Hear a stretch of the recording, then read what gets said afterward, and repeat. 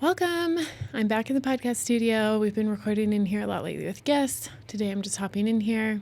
Again, too lazy to put on extra lights, so getting this nice orange glow that I probably won't color correct. But I have an interesting topic that I think will resonate with a lot of people. I've been thinking about some of the most common questions I've been getting in the last several months from creators, content creators, brands who want to be more thoughtful about their content marketing. And one of the most obvious questions is, should we start a podcast now, or should we look at other options like a Substack?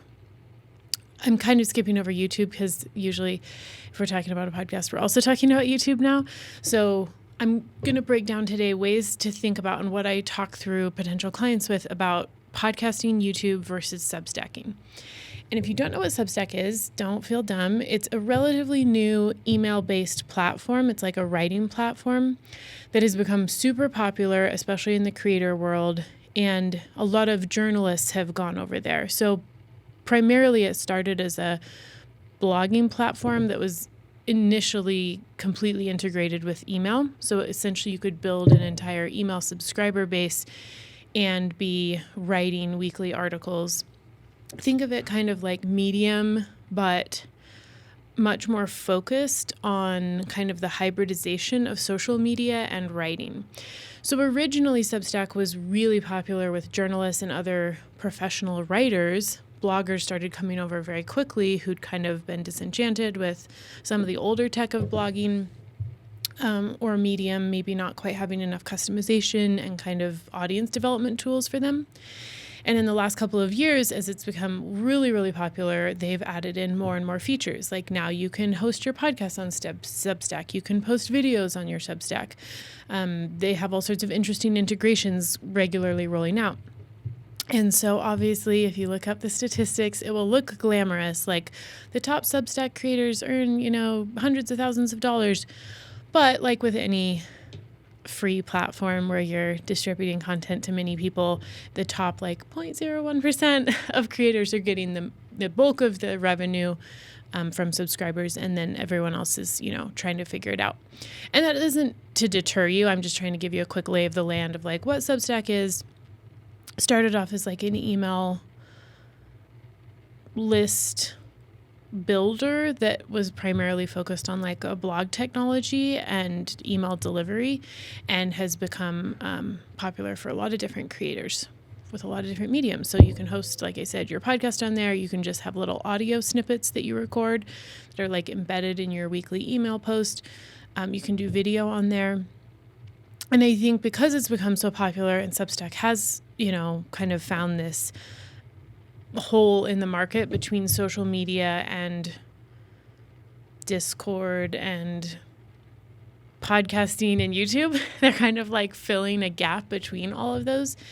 It's a really smart and interesting platform to consider if you as a brand are trying to think through, should I go through all the work of starting a podcast or a YouTube channel? Or is there another platform that would give me some of the same opportunities, but maybe with less of an uphill battle?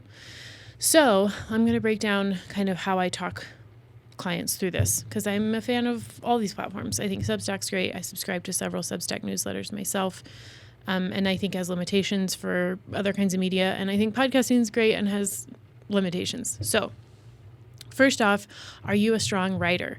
That's one of the most important things to consider if you want to maybe use Substack as your primary distribution platform for your content versus podcast or YouTube. Substack, as I said, was originally designed and built and still is a written foundation for the content. So all of the user experience and technology is kind of based around this idea that you're writing something, a blog or an article, an essay or an update, a newsletter. And then you may add in other pieces. I think the light just flickered. Maybe it was a cosmic sign. You're adding in other pieces of media if you want, like photos and videos and audio.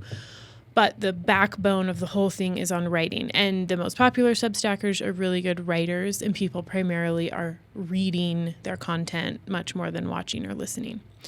So that's the first question. Do you find an easier time speaking, on camera?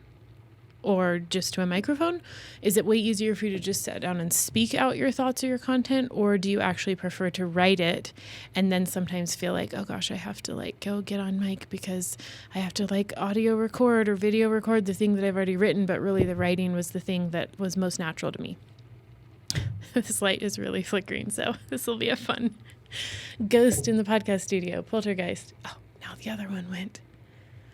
Well, I'm sure this will not be a forever thing, but I hope you're enjoying this like poltergeist flickering between the lights. Okay, so first question, do you prefer like as your kind of foundational baseline speaking your content or writing your content?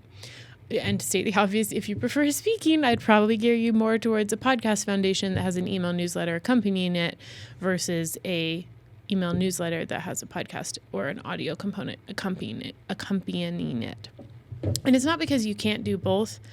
It's because like the actual technology of Substack will be your better friend if you're writing first, and the actual technology of podcasting will be a better friend to you if you're speaking first.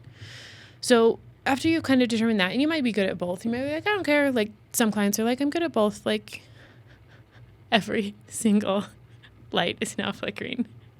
Maybe we won't finish this video. Maybe we will. Okay, so after you've kind of thought through that, writing or speaking first, then I want you to think about, do I want to build a relationship with my audience, or it could be your existing audience or a new audience, that's primarily going to be experienced in their email inbox, or primarily experienced on the podcast app of their phone, or primarily experienced on the YouTube app. And the reason why this is helpful is because, as you know now, I know you're a savvy creator if you're watching this, like the experience someone has when they first interact with your content is largely influenced by the app or the platform that they receive it on. So if they're on YouTube, there's a ton of distractions, right? Similar to these lights. There's all, on the sidebar, there's a bunch of recommended videos. There's tons of stuff going on the interface. There's YouTube shorts. Like if this is going to be fun to watch back. If the kind of content that you make can withstand all those distractions, or you kind of like playing in that world and you want the discoverability of YouTube, then that really helps you kind of choose that lane.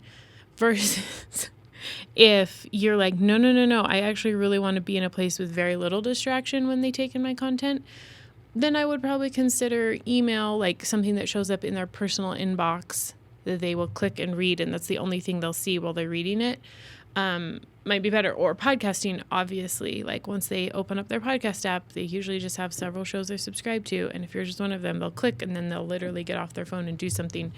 So podcasting is a pretty great way to get your audience's attention without distractions. Email, I would say, falls in second under that, but is better for like shorter form stuff.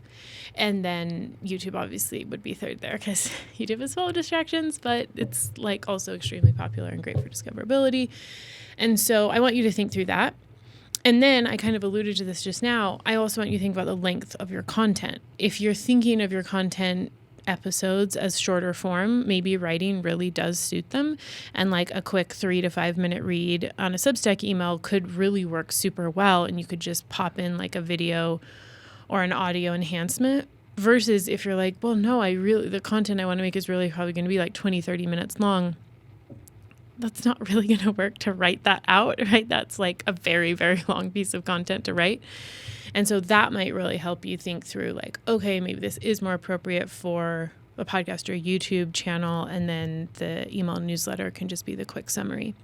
Now, of course, there's ways you can use email newsletters on Substack to present long-form content. Obviously, a lot of authors have Substack newsletters, so they're pointing people to go buy their books or subscribe to their paid content through their email newsletter. So it can just be like the entryway to get a sample of your writing.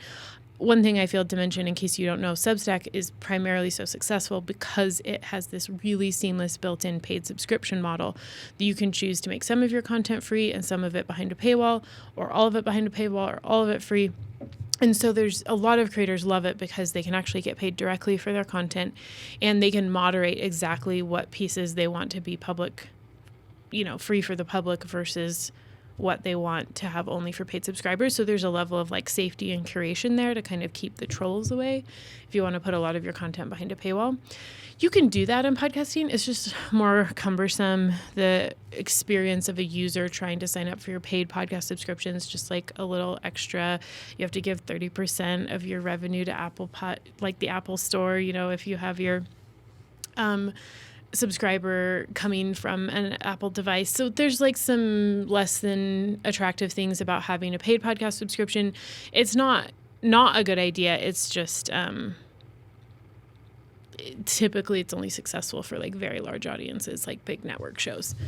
So that's another thing to consider. I kind of put 2 in 1 there. How long is your content, and how easily do you want to make it behind a paywall or not? Because Substack's made that really, really easy, and there's just a ton of awareness now of what it means to subscribe to a paid Substack newsletter. Like, nobody's going to blink an eye. And like typically it's a very low monthly subscription. The lights are just dancing now. Okay, so those are some things to consider. And I'll leave you with one final thing to kind of noodle on while you're thinking through this. Obviously, if you have questions, you can leave a comment and I can make another video on this. But typically you can just watch or listen to this video. You don't have to watch it. Typically with the podcast world versus the Substack world, podcasts are considered pretty conversational and oftentimes have like someone else, right? A guest or guests. And Substack is primarily just like the writer to the audience. Maybe they feature a guest writer, which is pretty common, but it's not... Substack isn't as used as much for like conversation-based content. Of course, you can have a written conversation interview that you share on your Substack, but they're typically much more abbreviated, short form. So that's another thing to consider. Is the content you want to make with your brand more like you direct to audience, like you're the sharer of information and you're sending it out to them? Or are you really looking to have much more conversation or interview style or panel style content? Because that will really help you think through like, okay, like would maybe a podcast be better for that versus not? Okay, welcome to the Flickering Lights Show. We'll see if I watch back and decide this is viewable or not. If you have questions, leave a comment, subscribe to the channel, and we'll see you in the next video.